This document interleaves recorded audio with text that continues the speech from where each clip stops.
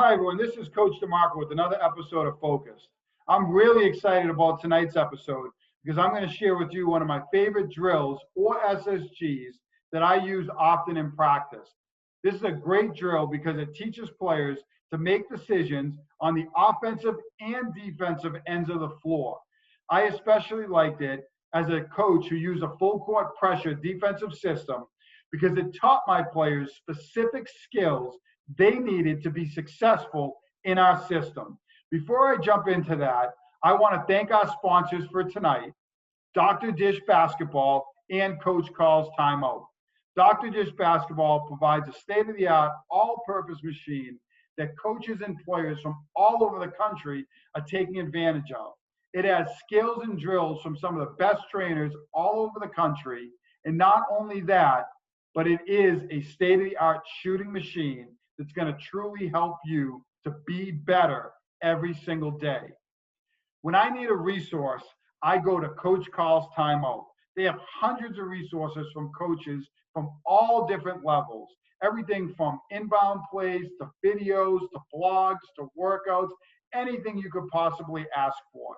If you mention chat when you sign up for Coach Call's Timeout, you're going to get 10% off your membership. Don't miss out on this opportunity for Dr. Dish Basketball or Coach Call's Timeout.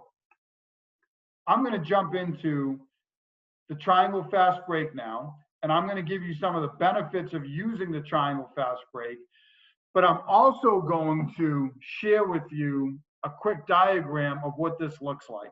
But the first thing I want to do is talk about some of the things that I really like about the triangle fast break. So in terms of benefits for this, what I really like on the defensive side of the floor is it teaches players to sprint back and fix it. Anytime in transition, even if you're not a full court pressure defensive team, there's times where you're going to be outnumbered. Players are going to have to sprint back and fix it or get matched up accordingly and really try to account for any mismatches.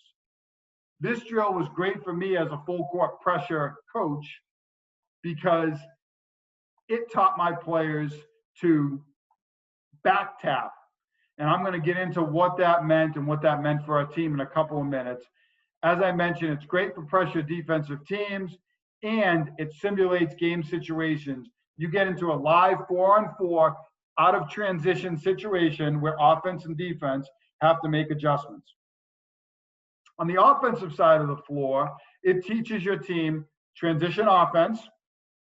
It teaches them decision making, which it also teaches on the defensive side of the floor, how to get matched up.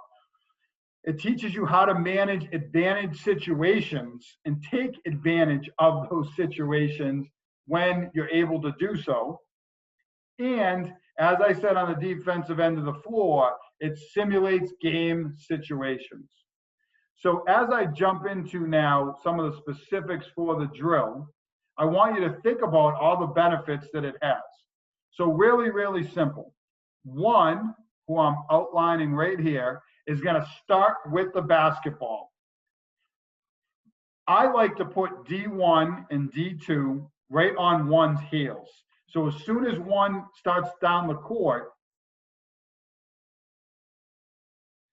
D1 and D2 would be right behind trying to run through and back tap, speeding one up to half court and forcing them to throw ahead. Some coaches start them on the blocks, some start them on the hashes. You can adjust the starting point of D1 and D2. The bottom line is that they're sprinting behind player one on offense, and they are working to back tap. If they get a back tap to D3 or D4, then it becomes, at least for my team when I ran this, it becomes an outnumbered 3 or 4-on-2 going the other way with these two corner players, 3 and 4, having to sprint back. I'll get to that in a minute. So here's how the drill works. One is going to start down the floor, as I mentioned. When they get to half court, they have to make that pass, and they cannot make a pass until they get to half court. They actually could keep attacking if they wanted to. Once they make a pass, the defense has to, quote, fix it or get matched up accordingly.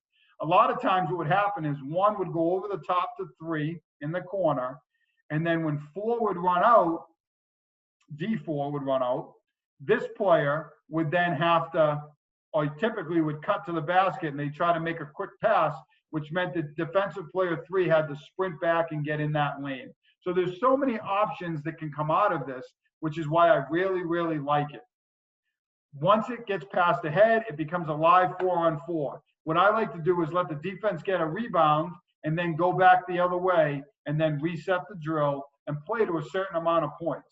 You can count back taps, which is what I did as a pressure defensive coach. I counted these back taps from D2 and from D1. I actually counted those as double points. So I would make those worth 2 points if we got a back tap from one of these players running up behind.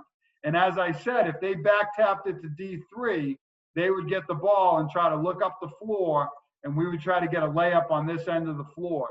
So it was a great drill for so many reasons, and really helped teach the transition game to our team. This is, again, the triangle fast break. I highly recommend you use it for your team. I listed some of the benefits, but I'm sure as you use this, you're going to find so many more benefits to using the triangle fast break with your team. I'm Coach DeMarco, and I want to thank you for tuning in to tonight's episode of Focus. And I again want to thank our sponsors, Dr. Dish Basketball and Coach Carl's Timeout. And I want to encourage you to join the Get Better Basketball Chat, or the GBet BB Chat, on Wednesday nights at 8 p.m. Eastern Time. It's great for all coaches, tons of information shared. And I also encourage you to reach out about our Get Better Basketball free at-home workouts that are going out to over 450 coaches all across the country, coaches and players, to help them improve while people are not able to get into the gym. Thanks, everyone. Have a great night, and always remember, get better every day.